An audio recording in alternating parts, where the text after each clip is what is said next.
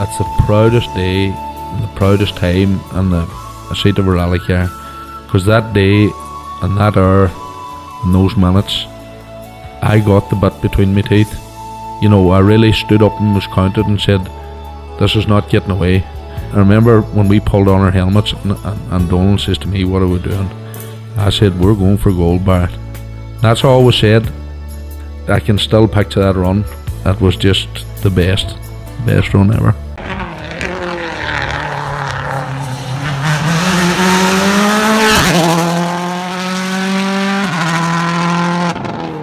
Welcome along to Krunching Gears, the Rally Podcast. A special this time. We're celebrating great news again by MI Academy. The good news just keeps on running. So we're joined here by Patrick O'Brien and Conor Edwards as always. Lads, you're very welcome along. Thanks for having us. Cheers, Kevin. So, Patrick, fantastic news once again this morning. Yeah, exactly. It's kind of hard to believe, but it's nice that it's out now and I don't have to keep it a secret. Yeah, that is for sure. That's for sure. But we'll not tell it all just quite yet. We'll let John Coyne tell it all now in a few minutes. But I thought we'd have a wee quick look back, at Rally Faf. What an experience for yourself and the brother. Yeah, it definitely was an experience from the get-go. Ultimately, it was just for one purpose, and that was to gain sort of knowledge of a rally that size for Croatia. So yeah, we definitely got a lot of knowledge there. And like what did you make out? You said that last time we spoke to you, you were going through the notes and you going through DVDs and all that. Did that prepare you for what was in store, or was it still mind blowing when you got there? I think the first stage, like the rain that has been coming or was there for so long, that kind of took me and Stephen by surprise that it was so rough. From the videos, even from the previous year, it didn't even seem as bad. But like the rocks and the bedrock was nothing I've ever seen in my life. So it was just a case of picking your way through that. And even chatting to some of the big guys was sort of the same attitude they had. So we were kind of happy enough that we weren't thinking, well, Jesus, this is mad. They were saying the same. So no, the preparation was good, but I got my eyes open in that first stage, to be honest. Yeah, like I love the quote. You learned more there in the couple of days than you had learned in all your career up to date. Like that says it all, doesn't it? Oh, without a doubt. Like, it's not to say anything bad about the rally near, but the gravel rally near is it's the same type of gravel nearly everywhere you go. Like it's pretty unique there. Like nearly every stage there was sand till bedrock, like full mud and like fog in the mud. Some places you were thinking, Jesus, I don't know about this, but no, it was a fantastic learning experience and one that I'll treasure for a long time. That is for sure. Patrick, you had everything thrown at you from rough conditions to, severe weather, and the excitement of doing an event like that.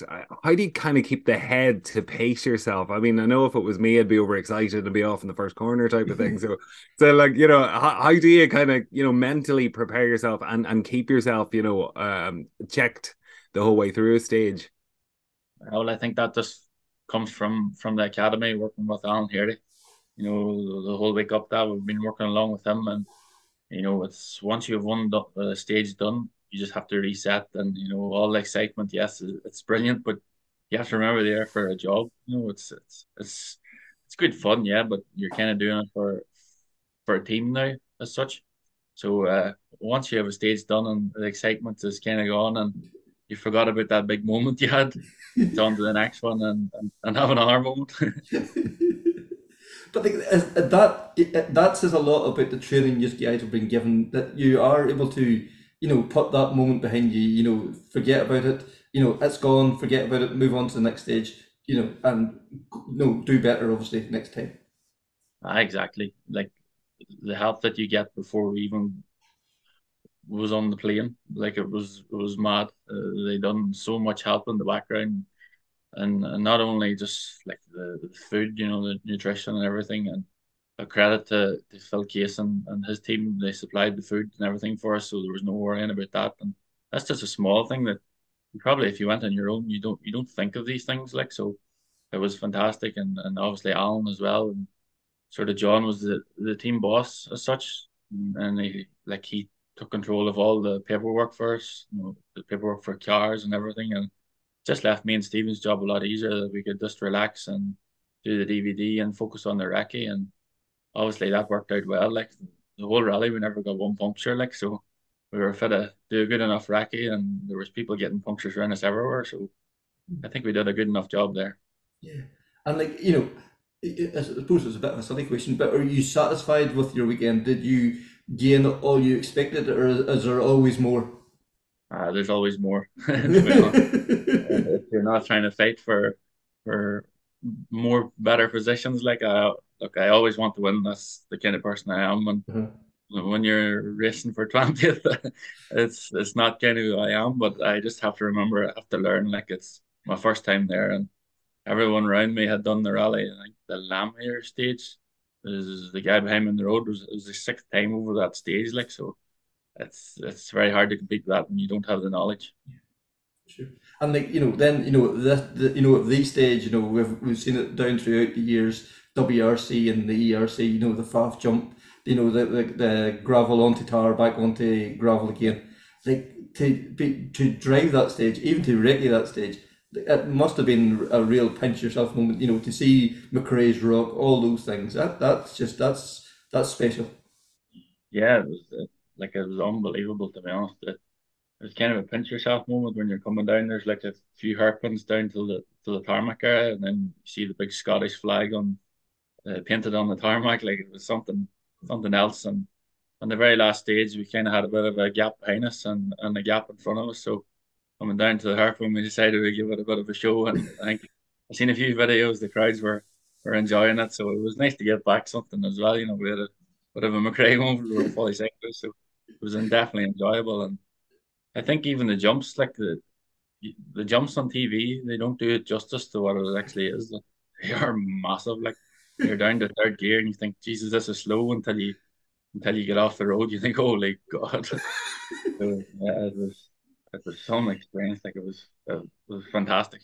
Yeah. And how intimidating is that FAF jump? Like, it just looks huge, and then you're landing with in a very narrow space between two banks. Yeah, exactly. And the run up to it's quite fast. There's actually a jump earlier in the stage, and like you're flat in fifth gear for ages till it, and the corners kind of drag you on until you land to the jump. And I'd say if they've got cameras there, that's maybe even bigger than the one at the end of the stage. It's huge, and the car is kind of like off centered. It's the navigator's up above you. That's a big one. But yeah, once you get there, the crowds and everything, it's something special to say that you've done this before. Yeah. And you said you learned a lot. What's probably the key thing that stands out for you that you take away from the event that you've got experience of now? I think it's probably the patience. To be honest, you can't just go with these events like you would at home, absolutely flat out. For it just doesn't work. Like, you have to be smart in your driving. There's a lot more to it. What rallying at home is just absolutely flat out, as quick as you can possibly go. Here, there's just so much space thrown up at you. Like, some of the boys got no fog. Some of them did get fog. Some of them got rain. There's so big of entries for these events with the mud and everything, and the experience they have. It's the learning. I can't just put it down to one thing. We learned that much on one event. It was crazy. Like, it's hard just to put your finger on one thing. And then you're going to put all that new knowledge into practice. But I think we'll let John Coyne tell the story, and then we'll follow it up after we hear from John. So, John, we thought we'd get you on to after Rally Mexico at the weekend. It looked an absolutely fantastic event. Nice to be involved in something like that. Oh, it was a fantastic event.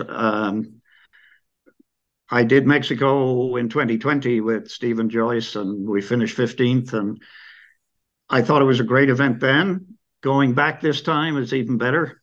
In 2020, we didn't get the third day in because of COVID, so got to do that monster Otate stage on Sunday, and just fabulous. I mean, the great thing about Mexico, the stages are so good, but they're all different. you can't say like this is a Mexico stage because everyone has different characteristics.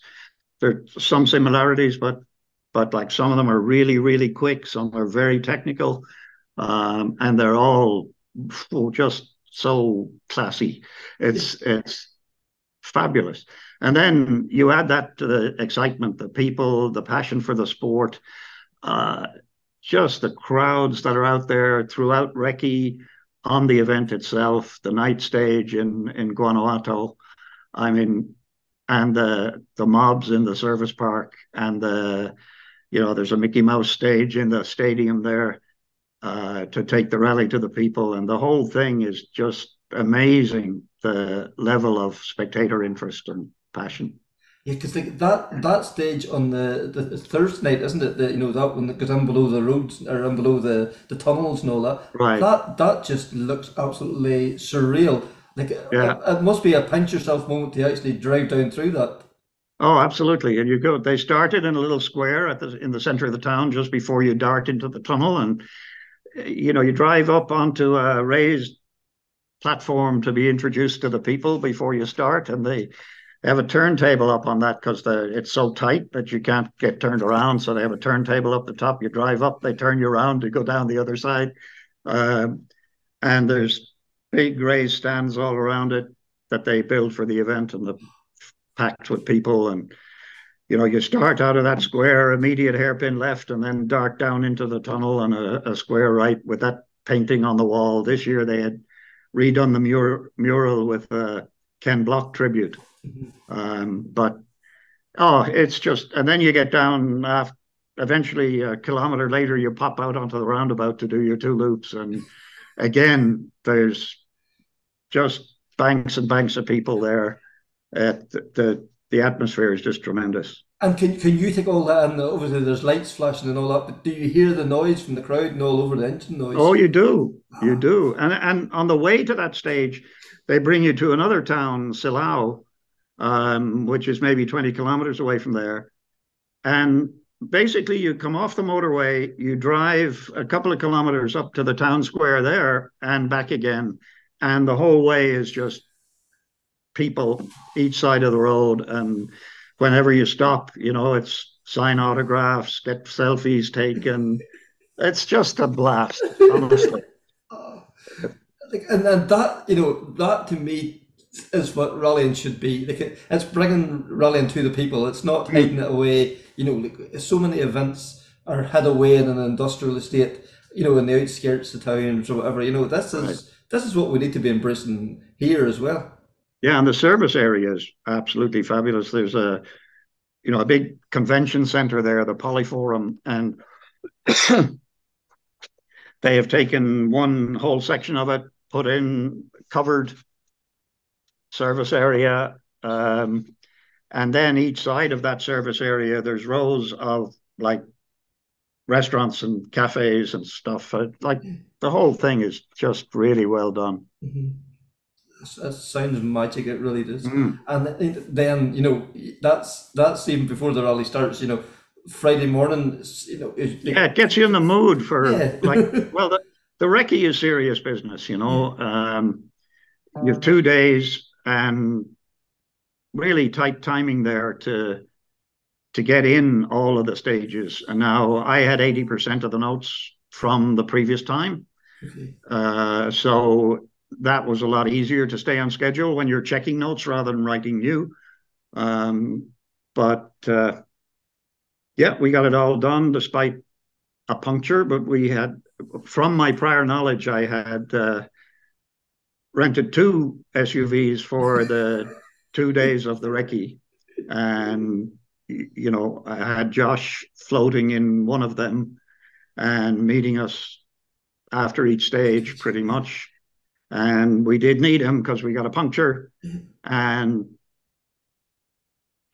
it was almost perfect. It would have been perfect if he had arrived before we changed the the old truth in the river. He was parked 200 yards away watching. Yeah, there you go. So he rocked up. We changed the trip meter and the the camera into his car, and off we went. And then he went off and sorted out getting a new tire and being ready to support us again. Yeah. So luckily we didn't need a second changeover.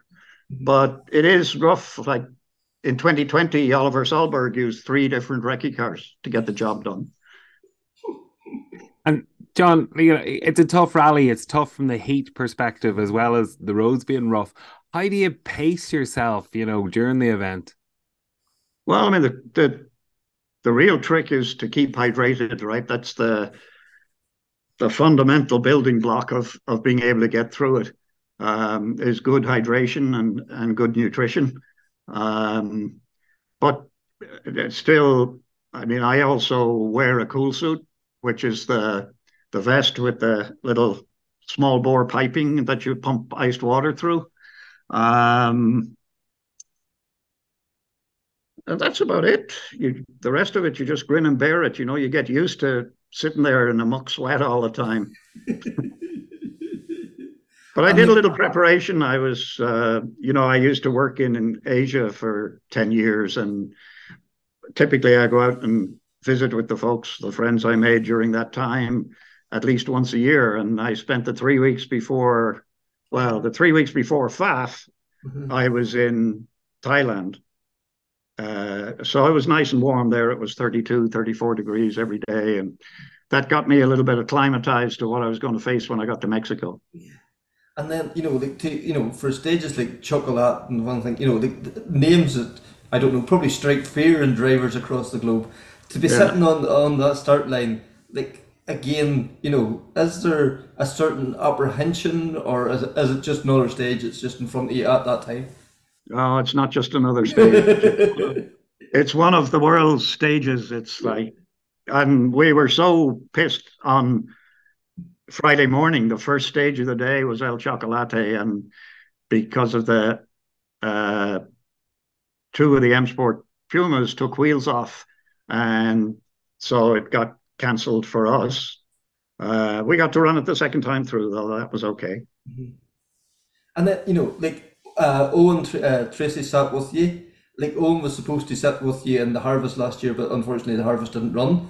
But that's right. To go from Gorta Hork to Rally Mexico, it's a bit of a leap of faith. But I've got to say, hugely impressive. I mean, Owen did a fantastic job. He did all the things we're trying to encourage people to do in the academy structure. I mean, he made use of all the networking opportunities. He talked with Stephen Joyce, who was with me in 2020. He talked with Paul Nagel. He talked with Fuzzy, to get advice on what he needed to do to be prepared. And he was prepared very well. Mm-hmm. And then on the day, doing the recce and during the rally itself, fantastic. He did a really, really good job.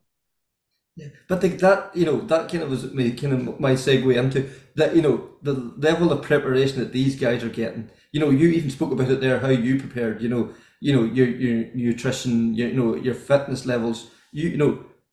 You're practicing what you're preaching as well. You're doing the things that you expect these young guys to do. Maybe not to the same extent, but you're doing it. I'm doing a little bit of it. I'm not doing as much as they are, not by a long shot, right? If you were to measure my level of fitness now, it wouldn't qualify me to spend 5 minutes with those young kids. But I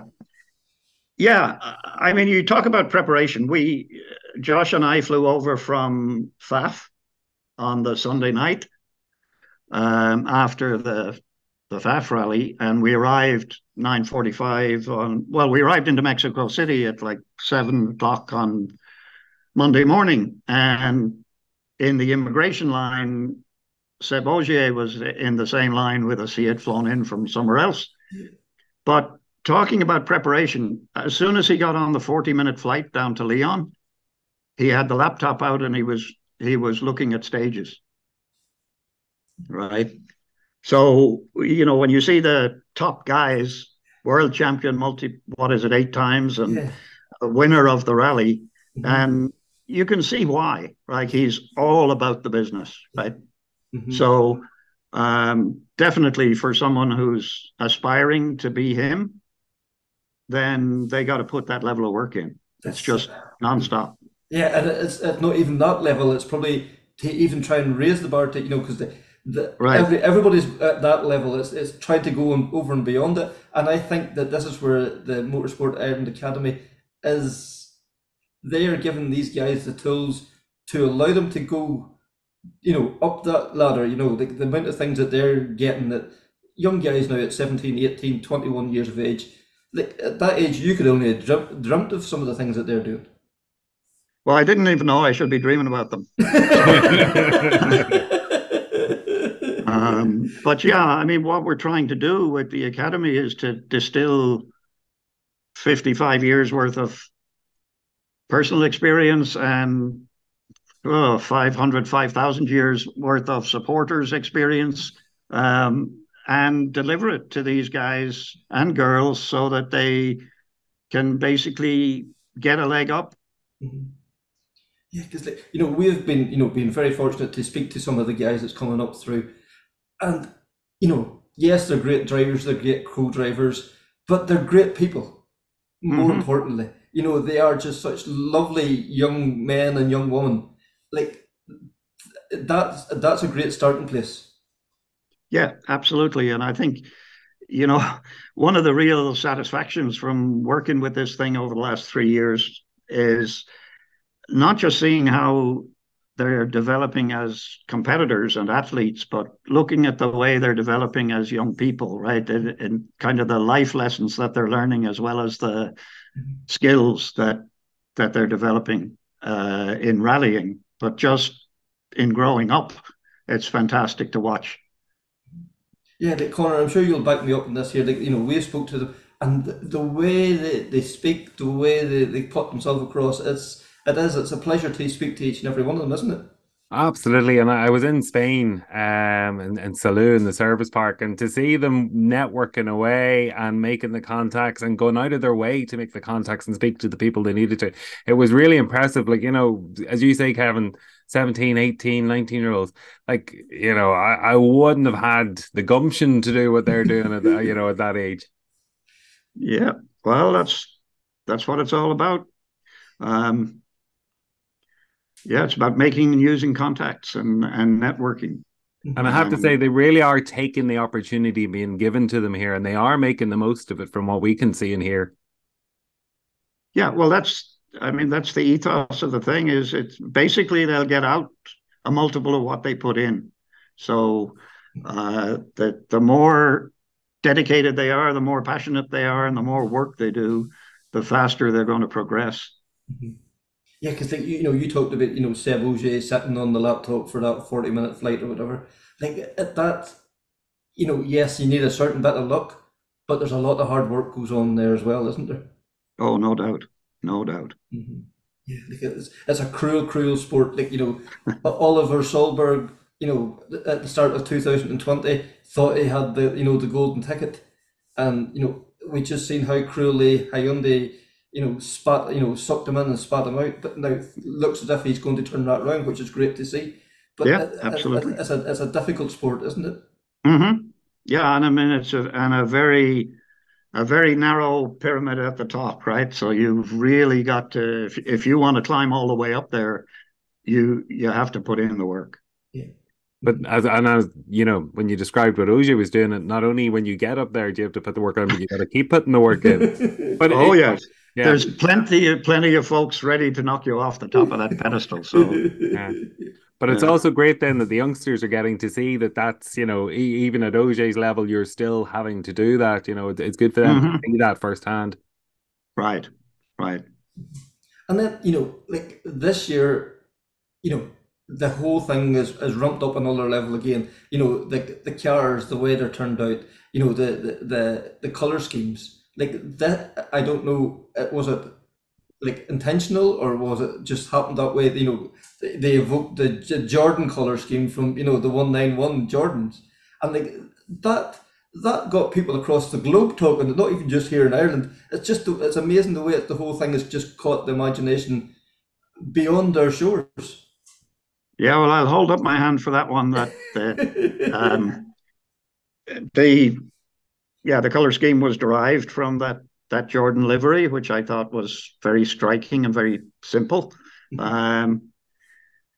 And, you know, Eddie created a team and made moved Ireland up to compete at world level. And I think, you know, having that as the genesis of our Academy color scheme kind of states our intentions and fits the situation well. And I think the way that rally design put my thoughts to plastic worked out very well. And so what we did then, we having done the Hyundais, we asked them to just, you know, lightly modify it to all the different available cars so that we'd have a library of available stuff for Academy members to personalize as appropriate with their own sponsors and so on, but with the base color scheme to run through the whole thing. So yeah, and you know, it's so striking, like, you know, and it seems that color scheme, it suits every car. Like, you know, it suits a Hyundai, it works on Eamon Kelly's Polo, it works on Kyle McBride's Rally 2 Fiesta, you know, right. Or Rally 4 Fiesta, sorry, getting me categories mixed up here. But it's just, it's, as you say, simple but effective. Yeah. Yeah, I was really pleased with the way it turned out. And as you say, it does translate well onto all the different body styles. So, yeah, pretty pleased with that effort. For sure. But not only at home is it being recognized, but you can see in social media other countries setting up and taking notice at the work that's going on behind the scenes for the Academy.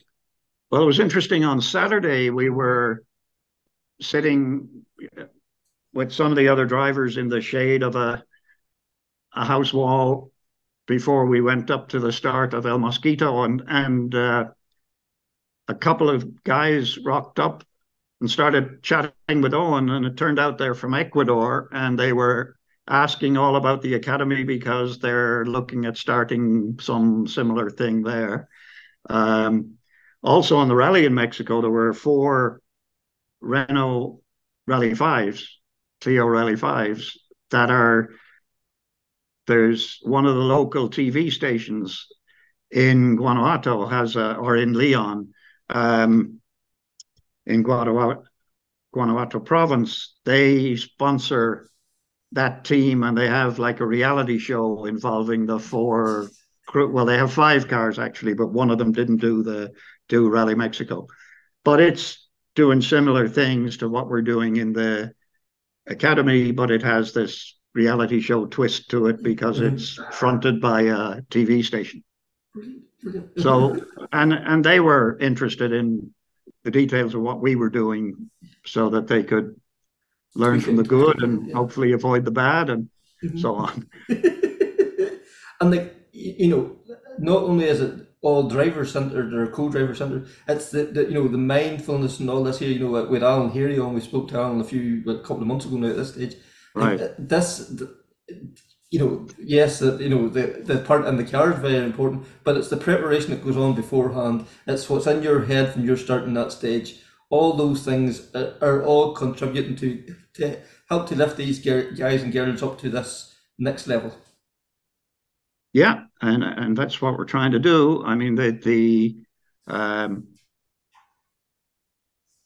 I think so far going quite well. I mean, I'm really pleased about the J1000 initiatives and the kind of head of steam that J1000 is getting up. I mean, when Sean and I talked first about the Academy, I think there were 3 entries in J1000 in whatever forestry rally was closest to that meeting. And that's only 3 years ago. And we had something like 16 or 17 entries in the first rally of this year. So, I mean, that's super to see. And I know Sean and Ray Fitzpatrick were working on that way back in the day, and Ray got it across the line to get those youngsters allowed in the forestry. And John Quill is very enthusiastic about it, having taken on the forestry mantle. And then we've got the autocross committee putting in the class for the J1000 with a co-driver. So it's fantastic encouragement and entry point for the youngsters. And on 11th of April, we have like a junior development day for the J1000 folks, where they can come along with their own cars and get some tuition and get advice on all the basic stuff like physical fitness, mental fitness, and so on. A kind of Academy Light program to help those folks get started. And really the icing on that cake is Craig Breen coming in with his support of that category and giving some of his time, which he intends to do through the year, to help those guys. I mean, he's already very supportive of the guys at the top of our pyramid, like Josh and Patrick and so on, and absolutely fantastic with giving advice and support and encouragement to the Academy members. So it's really super to see the way the rally community of competitors who have reached a high level are so supportive of the youngsters coming up and giving their time to help them and answer questions and so on. Yeah, I think that, that is rallying. We keep seeing this at home, and that obviously flourishes around the world. How small a community it is, and how tight knit it is. If some guys broke down at the end of a stage or at the start of a stage, the other competitors is in rallying around to trying to get the cars sorted and get the guy through the stage or whatever. Right. That extends to the world level. As you say, Craig's helping the likes of Josh Mickerley and Patrick O'Brien. Paul Nagel, Grace O'Brien spoke about Paul Nagel. She was helping Paul with his his schedules and whatever last year. That's the kind of encouragement these guys need. Yeah, and it's invaluable. I mean, having that depth of knowledge and experience and the willingness to share it with the next generation is superb. Yeah, it really is, and we have been blessed in this end. We've had Craig Breen, we've had Chris Meek, with Paul Nagel, and not even going down, like Terry Harriman, Ronan Morgan, all these guys. For such a small nation, we have been punching above our weight for so long. But with this initiative that you're behind, you're going to keep us going forward. We shouldn't be content with what we have. We can do better, and you're going to help make that happen. Sorry. Yeah, I mean, my objective in setting the thing up is to create a champion within 10 years. So we're doing pretty well on that. I mean, we've already got 2 co-driver champions. We have James Fulton, who was junior WRC2 last year, and who now has a full-time professional job sitting beside Craig Breen at the very sharp end of the World Rally scene. And I think a good chunk of that is the rapid forced learning through the year sitting with Josh, and then Brian Hoy sitting with John Armstrong won the JWRC co-driver championship. So we've 2 world champions. We've got a fastest world championship event stage time from Josh in Portugal last year, and several a rally win in JWRC for William in Sweden, and a clatter of podiums, and not just the one in Sweden, an emphatic one in Sweden, that has to be said. Yes, there was something happened outside, their control, but the way they dealt with it, that was all going back to the Academy. That they didn't get flustered, they didn't get annoyed, they just got on with the thing. They had the wherewithal to, it's happened, deal with it. Yeah, indeed. So it's very encouraging. In a very short time, we've been able to take the identified talent, if you like. And I think one of the great things is that there was already in place through the Billy Coleman Award structure, there was quite a good selection process in place to identify talent and to kind of qualify it in terms of assessing the level of passion and the level of willingness to work, to select the first couple of classes of Academy members. And I think we we had some very, very good material to work with. And the results achieved already are demonstrating that. So, I mean, that was really good. I think having that process also produced a number of female drivers and co-drivers that we're working with. So it's not just an old boys club. No. And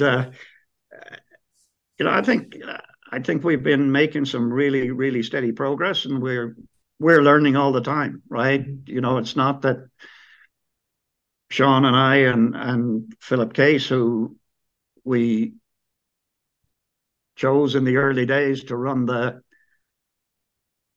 WRC2 program, or WRC3 as it was back then. But I mean, he's highly invested in this program too, and is a super resource for the folks coming up. But yeah, really, really pleased with the progress so far. This year, we've taken the sharp end of the stick another level in making a decision to run 2 cars in the WRC2 championship. We'll run the 2 cars in the 7 events, one for Josh. And then you saw William out in the other car in Monte Carlo. Patrick O'Brien will be in that second car in Croatia. So, we're taking the kind of the second years and giving them a couple of outings in the WRC2 car and in the WRC2 category to raise their game and to force feed a lot of learning in a very short time. I mean, if you talk to Patrick about his experience in ERC in Portugal, where he brought his own car as an academy entrant, and he benefited from having one of the Philip Case, one of the PCRS recce cars, properly prepared Skoda Scout to do his recce in, and then his R317 Motorsport guys were in the same tent with the PCRS boys. And when he tripped over on the qualifying stage, we were able to put the group of resources together to get him turned around and back out again. So, some significant benefits. But he would tell you that he learned more in those 2 days of rallying than he would learn in a full season at home. Because it is another level of seriousness, and the stage conditions were appalling, but that's how you learn. That's if you don't do them events, you never learn how to deal with those things, do you? I mean, Paddy had never seen ruts like these before in his life, because we don't run enough cars through the forest in Ireland to make the ruts. No. And that's true, but unfortunate, but true, right? So you have to go, if you want to get to the top, you have to go experience these different environments, and really these kind of events force that learning and accelerate the rate of learning, and that's what we're trying to do. And John, when the guys go out to do the European events and the world events, where are they benchmarking themselves against? How do you pick a marker within their categories? Well, I think that's a very good two-way thing, in that we had a few 2-car runs in the previous year with Josh, but with a gentleman driver in the other car, which really was very useful for the gentleman driver to look at what Josh was doing, but it wasn't all that interesting for Josh to look at what the guy who was 4 seconds a kilometer slower than him was doing, right? So the good thing about having the next level guys in the same car on the same event is that we can patch the data side by side over top of each other, and the other guys are close enough to Josh that he learns something from it, and they are close enough to Josh that it's reasonable to look at his data and aspire to apply it right straight away. So having a couple of guys who are within a second kilometer of each other means that the data is way more valuable for both of them. Now, we also, because of the relationship with Hyundai, which we've had a very, very good relationship for the last 3 years, we have access to the Works Hyundai team data for WRC2. So again, that allows driver technique comparison and setup comparisons and so on that helps us to move forward faster. So I think it's going to be another big step for Patrick next, whatever it is now, 2 weeks away. We'll be landing in Croatia to start recce, to do the pre-event test and then start recce and get stuck in. So his Galway experience will be good for that. Nice shiny tar and slippy and wet and muddy, and he'll have all of that in Croatia. Look at Galway, the guys at the front were absolutely hammers and tongs, and then Paddy comes in, as cool as a breeze, and blows the times away. The guy has such talent, and and you look at his driver profile. He has done so little events, really, in comparison to so many other drivers out there. Yeah, but he's got a really good attitude. He's got the basic skill, but he has a really, really good attitude to analyzing what he's doing and doing the step-by-step improvements. And that is vital. That's going to be the key, isn't it? That he is, and he's like a sponge. He wants to take all this information and make it applicable to him. Right, exactly. So looking forward to seeing him in the Hyundai on the tar in Croatia. That's going to be fun, and another big learning step for him. For sure. So stay tuned as we go through the year.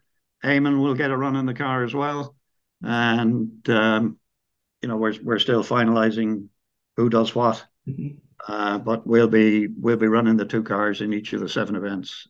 Brilliant. So that's the WRC2 plan. As you know, William and Eamon are both in the JWRC for the 5 rounds, and then you saw Josh in FAF, and he'll be out in a number of other ERC rounds later in the year. It was it's a big ask to expect a young driver to turn up for 7 World Championship events with essentially no other events on his calendar and compete with guys who are at a very high level of testing and stage mileage. It's a huge, huge ask. So we decided that adding some ERC events in that were appropriate to the complementary to the WRC events would be a good approach. And likely we'll have some of the other drivers, in their own cars as second cars on those ERC events, so that we can give them some support, but put them in a challenging and stretching type environment at the same time. To help them develop as well, obviously. Yeah, right. So, right. Wow. So that's the outline plan for the rest of the year. Of course, don't forget we've got the next class working away in the Rally 4 cars. Folks like Kyle and Aoife and so many guys coming through. And then already this year, there's new talent appearing. The likes of Jack Brennan. He's definitely going to be a star of the future. Kyle McBride. We're in such a good space at the moment, aren't we? Right, and Joe Brown, and so we're spoiled for talent. The real issue is how do we bubble them up and get the hard workers and the most talented to come up to the top. Well, I don't know, what you're doing. Keep doing it because it's working, and it's from our point of view, looking in, it just seems such a great opportunity to these young people, and as I say, great competitors, everything else. But they're great people, and I think Connor, I think that says volumes for this academy, that everybody that we spoke to has been just so given of their time, and the level of detail that they can go into, the way they can speak, like at 18 or 19 years of age, I wouldn't have had a clue, and they're fit to, the things that they're able to put across in such an easy to understand way. I think it's an absolute credit to everybody involved in the academy. Well, thank you. So next step now. I don't know if you're aware, but next week, like I'm getting on a plane on the 26th to go to Spain, where PCRS are based at Motorland Aragon, which is a big motorsport complex there in Spain. And we have, I think, 10 Academy folks going out there.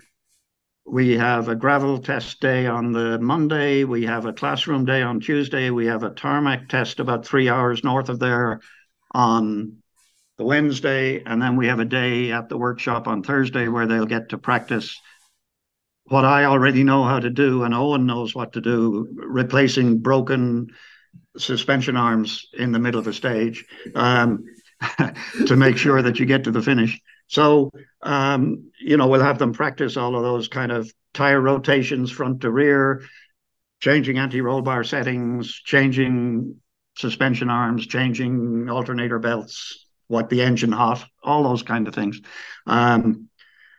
So, Josh and Paddy and Eamon and their respective co-drivers, Kyle, I think Aoife is going, Ronan Comfort's going. So there's a bunch of folks going for the week to get force fed. And we have, through working with Hyundai, we have Timo Sunanen coming along to coach the drivers on both gravel and tar. So, it should be a good week of intensive training there.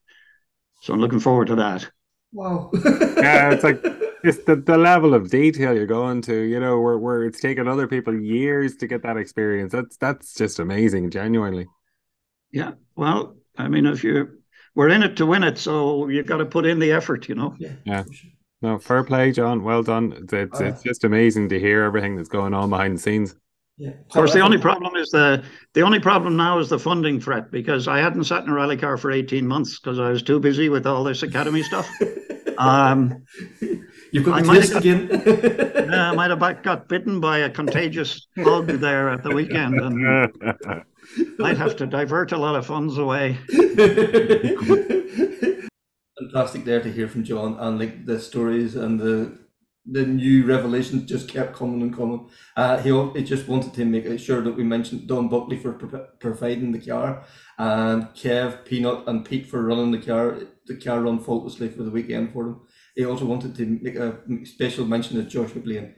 He done everything at the weekend. He got behind the scenes. He got doing recce support. He was doing coordinator. I think he was doing nearly everything. But the big news is, and that's why you're here, Patrick, you're going to Croatia and the Hyundai.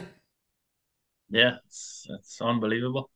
Can't wait to get going now. The news is out. I've been keeping this in my pocket for quite a while now, so yeah, really can't wait. Connor, we were hearing this news that we recorded this the other night, and we heard about Patrick, and we thought that's the big news. But the news just kept on coming and coming. It was mind blowing, wasn't it? It was. It's incredible what's going on, what the academy's been doing, and what's planned, for the future as well. What they're looking to continue doing. So it's just honestly phenomenal news, and the fact that there's more to come is great as well. So. Yeah. Just and a fantastic opportunity for you, Patrick. Absolutely blown away for you. I think it's amazing. Yeah, because this time last year you were starting out in the Irish Forestry Championship, looking to get some miles on below your belt, and now you're ready to go to Croatia to start around the WRC. Can you believe it yourself? No, it's hard to believe. Like me and Stevie was just saying a few days ago that we were going to Ballyvorney, thinking that was a big thing. Now we're heading to Croatia. It's truly mind blowing. I really can't believe it's happening. But it's down to the academy team and John Coyne. These things would not happen without these people. It's unbelievable, and I'm really, really happy to get this chance, and hopefully I can do them proud. Yeah. Patrick, just literally just less than a month to go. What's the preparation? I'm sure there's a lot of hard work ahead of you. So what's the preparation? You're going to be driving the Hyundai, which will be new to you. But obviously, asphalt as well, and a new event or a new country you haven't been to before. What's involved in the prep? Well, this weekend we have a development day, so Then we fly out till Spain. We're doing a test in the Hyundai and the tarmac and gravel. So a few of the academy members are actually doing that, not just myself. And then the DVD work, like I nearly burnt out WRC Plus watching Croatia. I could tell you every note that Craig Breen has written, to be honest. So yeah, that's as much preparation sort of as you can do with the videos. There's no like video for the event or anything, or so you just have to watch WRC Plus. And it's quite similar nearly till Galway, to be honest. It's a lot of mud on the road. Okay, it's a lot wider and the surface will probably be a lot different, but in general, it's kind of what Galway is. So going there was probably the right idea. I kind of knew this might happen, so that was the reason for going to Galway. And like that's what I love about the academy. You know, like you going to Galway, I thought that's a bit of an oddball, you know, like unless you're you know, but there's like, it's always a step to something else. That's all they're planning way down the line, and you know, to the rest of us looking on, it looks that's a bit of a weird oddball there, you know. But no, there's a reason for it. Exactly, and Portugal was the same. It was just sort of to get my eye around what these rallies are like, these big rallies, and going to different countries and just random stuff, like even getting around the city. You know, you just have to get used to these things. So that was the reason for that, and I think, well, it's hopefully that we'll get to do some more ERC in my own car in the Skoda, maybe around Latvia. That could be a chance. We're in talks for that. So hopefully that will lead to maybe something else in the gravel. And you know, at this point now, you've probably done more gravel rallying than you have done tarmac rallying, but equally comfortable neither. Yeah, it doesn't really bother me too much, to be honest. Like since I was nearly 11 years of age, I did tarmac in the meet courses, so I still have a little bit of tarmac experience. I was nearly sick of tarmac when I got to the gravel. So yeah, well, obviously it's a different ball game on the roads, but no, I'm really looking forward to it and can't wait to get going.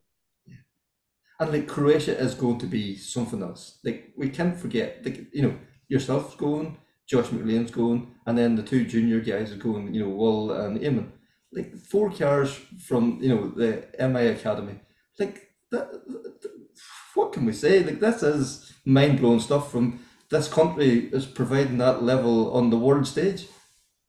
Yeah, no, it's mad. Like if you think back a few years before this academy, we had no one there, to be honest. Okay, we had Craig Breen, but Craig was going to be there anyway. He's an exceptional driver, and he had the job done. But now, like this, you know, if you had said 4 years ago there's going to be four Irish guys driving in the World Rally Championship, you wouldn't have believed it. Like, Yeah, it and is. That's just like it is, you know, and like not only that, you know, there's eight people there. You have, you know, Craig and James, Aaron Johnson. You know, that's like for the size of this wee country, we are punching so far above our weight. It's brilliant to see. exactly, and also with the two-car team now as well with the MA Hyundais, like it's unbelievable what we're doing. I think other countries could nearly be jealous of what we're doing. Yeah, they have to be. They have to be. And like this will, you know, you will get information from Josh, who has, you know, done so many events last year. Like so, but you will also help Josh because you know you'll push him and lift him to that next level as well. You know, this will benefit everybody. Exactly, even with the test before Portugal, like I know it wasn't the same cars, but we were for the talk tire strategies and stuff. And Josh is open to help. Like I'm open to help anything I can do, and I think it'll be a really good idea to have two cars there, and you know, Josh is not on his own either. Then, so yeah, I think it'll be a really good idea.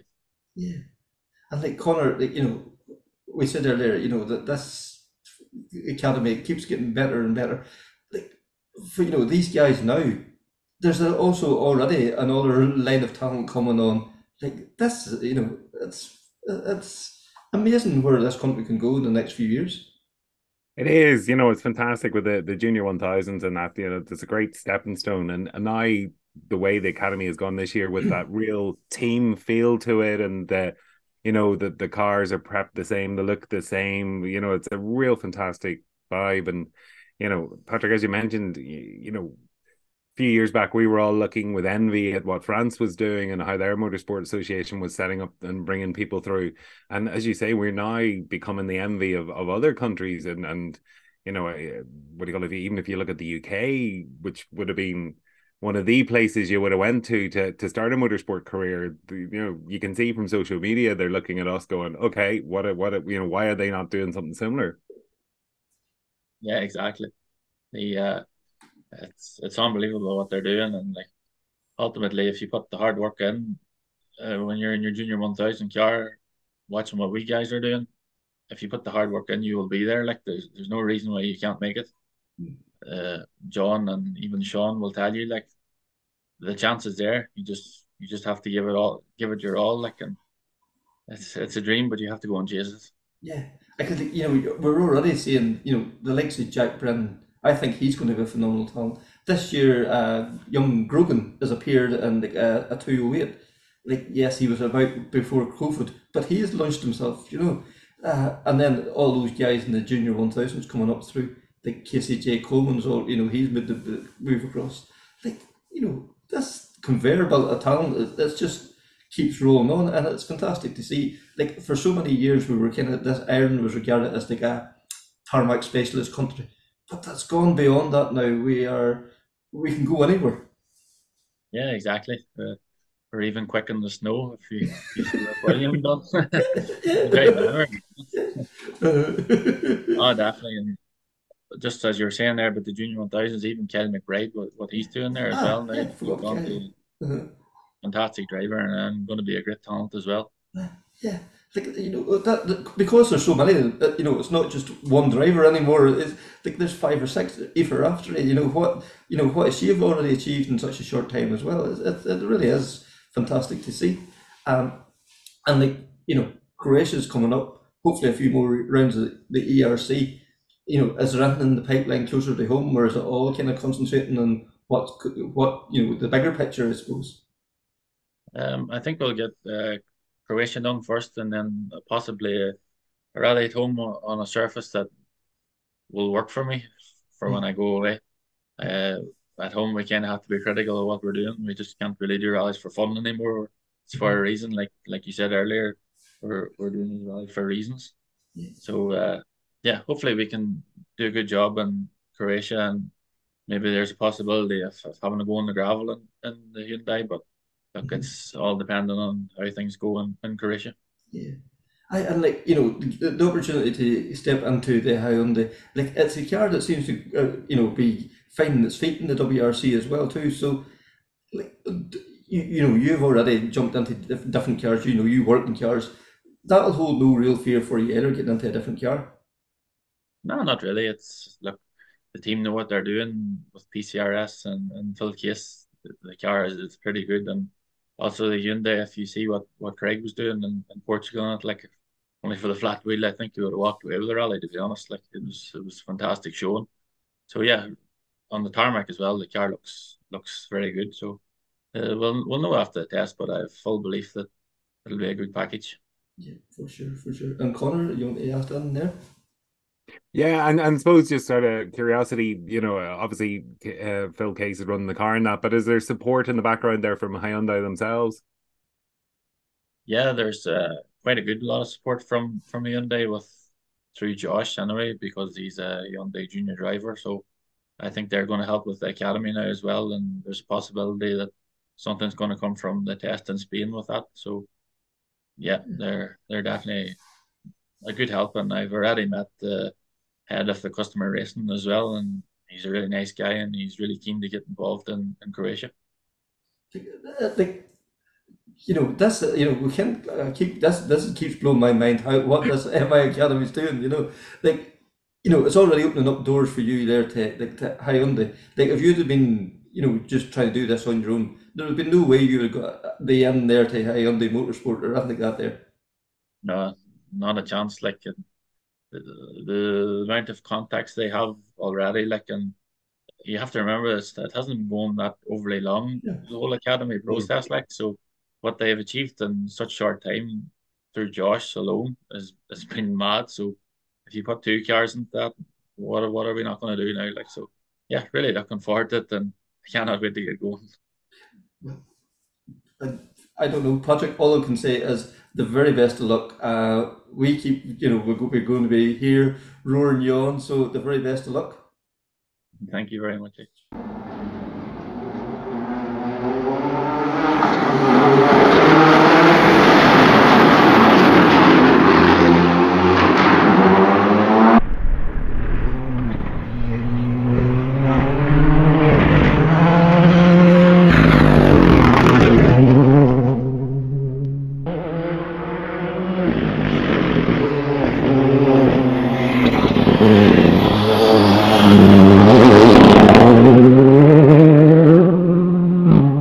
Coyne y Tracy, un aplauso para ellos con el auto número 35. Desde Irlanda para todos ustedes, con una destacada participación en esta versión 2023 del Rally Guanajuato, México, John Coyne y Tracy.